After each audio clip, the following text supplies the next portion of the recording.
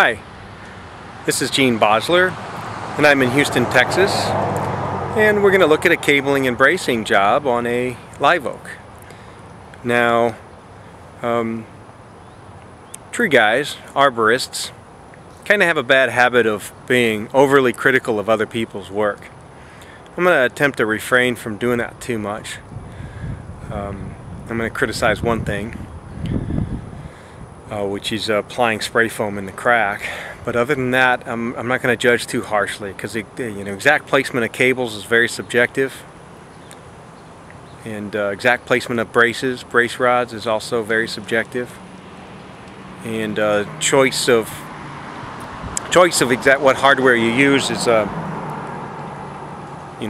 use a very small diameter, 1/4 inch diameter, extra high strength cable.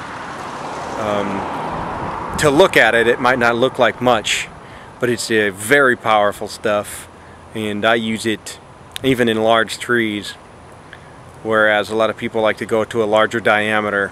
Maybe it gives them a better feeling of durability, although I see some pretty large diameter cables used on trees that I wouldn't say they really need that big of a cable. I'm not the hugest critic of overkill, but let's go straight to the tree here.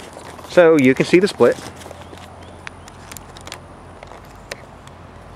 The split has been filled in with spray foam, and that is my only real criticism here.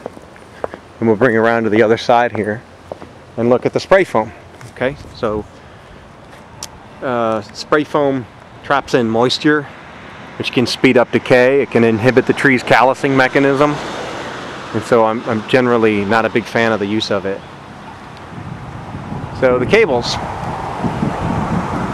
the design is to keep the two components from splitting apart. It's got a double cable system in it. There's this one,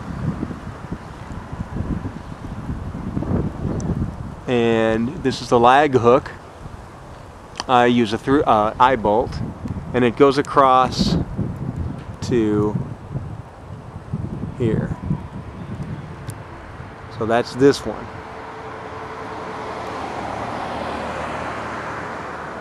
And then the second one goes from here across to right about where the sun is. So they're placed a little too low. The ANSI A300 cabling and bracing standard dictates that cables should be 2/3 of the way from the fork to the roof, and these are about halfway, so they're a little lower. People feel a lot better about putting their cables into bigger wood, and they think that it's less effective on a tree with a 30-inch diameter trunk if you put the cables in 6-inch diameter wood, and the physics works. The placement isn't bad. It's really not too bad. So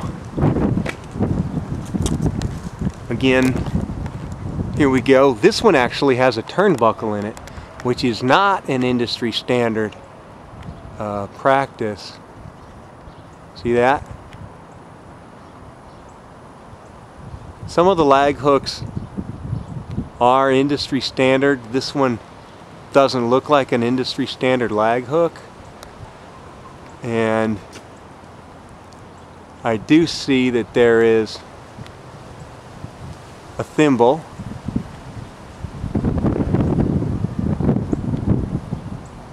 which is good, and these are done with dead ends and thimbles, so the presence of a thimble is good. Now let's go to the through bolts. This is a really old brace. See that? Old and rusty brace. Actually, not rusty, just painted. This one is the newer one.